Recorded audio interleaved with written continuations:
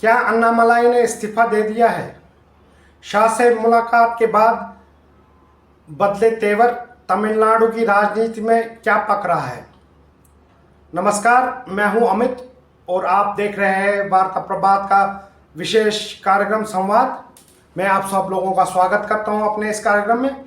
आज बात उस नेता की जिसने तमिलनाडु की राजनीति में भारतीय जनता पार्टी का चेहरा बदल दिया। उस नेता की जिसके बारे में पिछले 24 घंटों में चर्चाएं थी कि वो भाजपा छोड़ सकते हैं, नई पार्टी बना सकते हैं और तमिलनाडु की राजनीति में भूचाल ला सकते हैं। लेकिन अचानक दिल्ली में एक मुलाकात होती है। मुलाकात के बाद केंद्रीय गृह मंत्री अमित शाह और उसके बाद पूरी तस्वीर बदलती नजर आ रही है। तो सवाल है, क्या के अन्नामलाई ने भाजपा से इस्तीफा दिया? क्या वो नई पार्टी बनाने जा रहे हैं? आखिर अमित शाह से मुलाकात में ऐसा क्या हुआ कि उनके तेवर कुछ नरम पड़ गए हैं? आइए समझते हैं कि अंदर की कहानी क्या है। मित्रों, पिछले कुछ दिनों से तमिलनाडु की राजनीति में एक नाम लगातार सुर्खियों में है। नाम है भारतीय जनता पार्टी के पूर्व प्रदेश अध्यक्ष श्री के अन्नामलाई की। खबरें थी कि भाजपा नेतृत्व से नाराज चल रहे अन्नामलाई पार्टी छोड़ने का मन बना चुके हैं। यहां तक कि यह भी कहा जा रहा है उन्होंने इस्तीफा का मसौदा भी तैयार किया है और जल्द ही एक नई राजनीतिक पार्टी का ऐलान भी कर सकते हैं।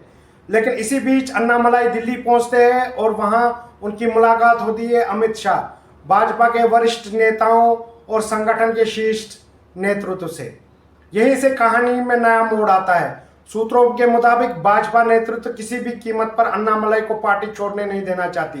कारण साफ है, तमिलनाडु में भाजपा का जनाधार बढ़ाने का श्रेय अगर किसी चेहरे को जाता है तो वो अन्नामलाई है। एक पूर्व आईपीएस अधिकारी से लेकर प्रदेश भाजपा अध्यक्ष बनने तक उन्हें राज्य में भाजपा का एक आक्रामक और लड़ाकू राजनीतिक पहचान के रूप में, एक नेता के रूप में माना जाता है। लेकिन फिर ऐसा क्या हुआ कि नाराजगी बढ़ती चली गई? दरअसल विधानसभा चुनाव से पहले भाजपा और एआईएडीएमके के बीच गठबंधन की राजनीति शुरू हुई। इसी दौरान अन्नामलाई को प्रदेश अध्यक्ष पद से हटाकर नयनार नागेंद्रन को जिम्मेदारी दे दी। बताया जाता कि अन्नामलाई इस फैसले से खुश नहीं थे। उन्हें लगा कि जिस राजनीतिक लाइन पर वो काम कर रहे थे उसे अचानक बदल दिया गया। यही नाराजगी धीरे धीरे संगठन और प्रदेश नेतृत्व के खिलाफ असंतोष में बदल गई। अब बात करते हैं अहम मुलाकात की। सूत्रों के अनुसार अमित शाह और अन्नामलाई के बीच चर्चा चली हुई और ये लंबी चली। इस दौरान अन्नामलाई ने कथित तौर पर अपने भावी राजनीतिक योजनाएं भी रखी। बताया जा रहा कि उन्होंने कोयम्बटूर में एक बड़े जनसंपर्क अभियान की रूपरेखा सामने रखी।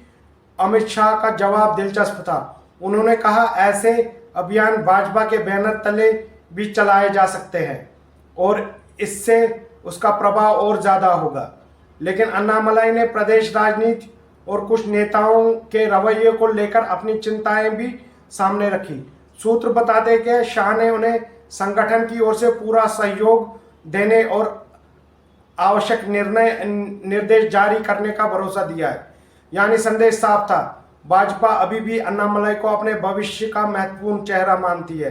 दिलचस्प बात यह है कि जिन खबरों पर 5 पन्नों के इस्तीफा की चर्चा हो रही थी उन्हें भाजपा के उच्च पदस्थ सूत्रों ने खारिज कर दिया है।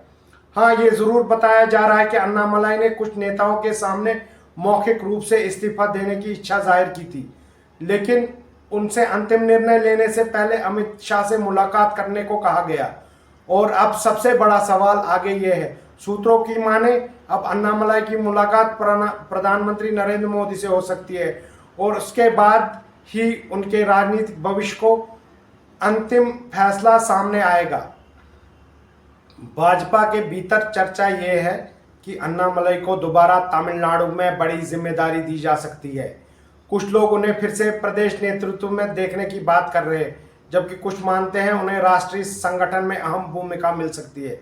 लेकिन इन तमाम संभावनाओं के बीच एक बात बिल्कुल साफ है, अन्नामलाई अभी भाजपा में है उन्होंने इस्तीफा नहीं दिया है और भाजपा नेतृत्व भी उन्हें खोने का जोखिम लेने के मूड में नहीं दिख रही है।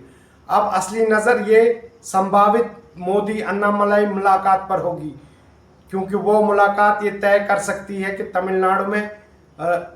तमिलनाडु की राजनीति में अन्नामलाई भाजपा के साथ नई भूमिका में होंगे या फिर भविष्य में कोई नया राजनीतिक अध्याय लिखेंगे। फिलहाल इतना ही।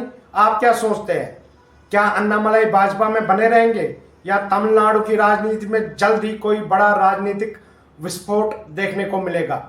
अपनी राय कमेंट बॉक्स में ज़रूर लिखिए।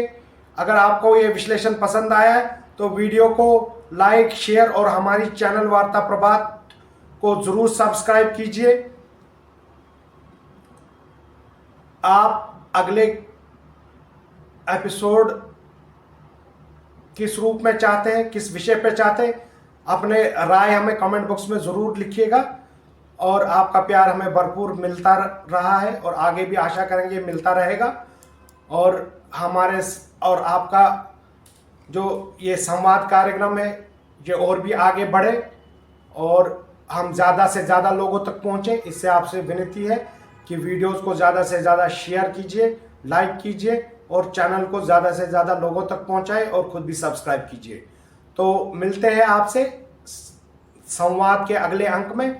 तब तक के लिए अपने होस्ट अमित को दीजिए आज्ञा। जय हिंद, जय भारत।